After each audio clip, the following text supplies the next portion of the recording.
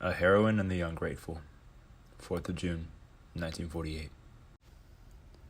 Although the Spanish refugees in France think that the Confederadas, or the Confederation of Hispanic Societies, the SHC, work in automatic mode, I'm afraid that it's not true. One presses a button, and the most that might happen is that the button would tickle whoever is wearing it. In SHC, there are no automatic buttons, only those in the garments of members in the SHC modest offices on Henry Street in Brooklyn. The Spanish refugees in France estimate that upon arrival in New York and on their way to a Latin American country that will provide refuge, they simply visit the SHC and ask for María Cordellat, who will be kind enough to press an automatic button on a dollar machine. Maria then, very friendly, approaches the machine, which in the imagination of the aforementioned refugees resembles a jukebox with a container. And when she presses the button, a handful of dollars falls from it. The Spanish refugees then fill their pockets with dollars and happily depart. The United States is a great country where dollars grow inside automatic machines.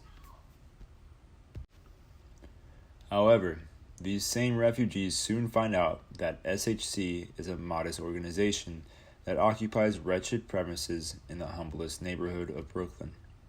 Its members are workers, and lots of miserable Spaniards in the community do not support the SHC's mission with a single cent.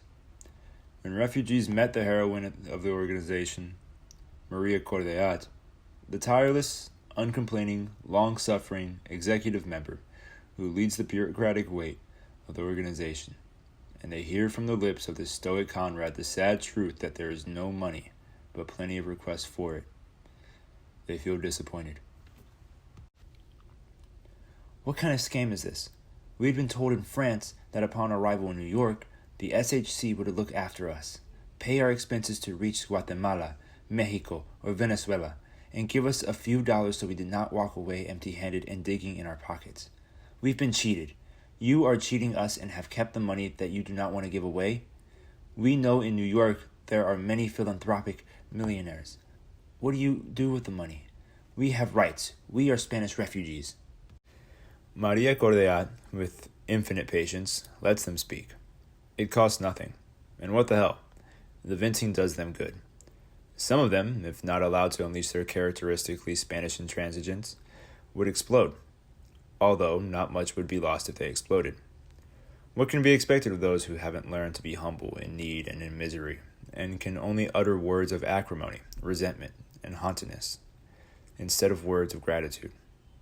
María Cordellat explains that the SHC can help inasmuch as the limited funds allow.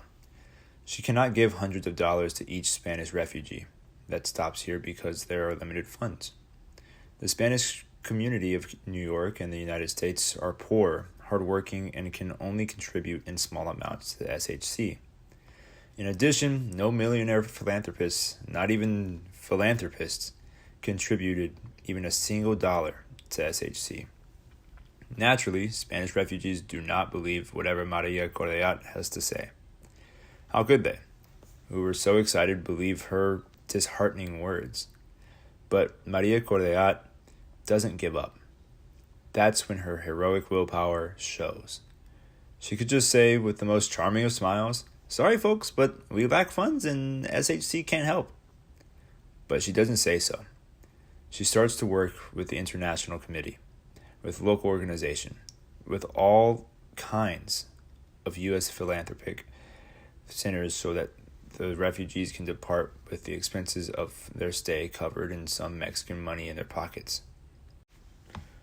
All of this work requires many steps, many efforts, and getting many negative responses. But we already know that María Cordellat is the Joan of Arc of the SHC. She goes to Ellis Island, handles the case of Spanish deportees, and succeeds in sending them to a country in our America before they are deported to the prison that is now Spain. She brings them clothes, shoes, and comforting words that are worth more than all the money in the world. She finds someone to go with the refugees who find themselves disoriented in the big city, and, if necessary, turns to her husband, the baritone of the people, Vicente Cordellat, who sacrifices hours of work to help the refugees. Through its great ambassador, María Cordellat, The SHC does more than what's possible. When needed, she plays heartfelt melodies at the piano because María Cordellat is also an excellent pianist and lightens the hearts of Franco's victims. María Cordellat hasn't yet been paid the tribute she deserves. I hope it doesn't take long to pay her back. Nobody would deserve it more than her. If only as compensation for words of gratitude that the Spanish refugees upon arrival in the destination countries never write. After all, they came to New York, and they were not treated like millionaires.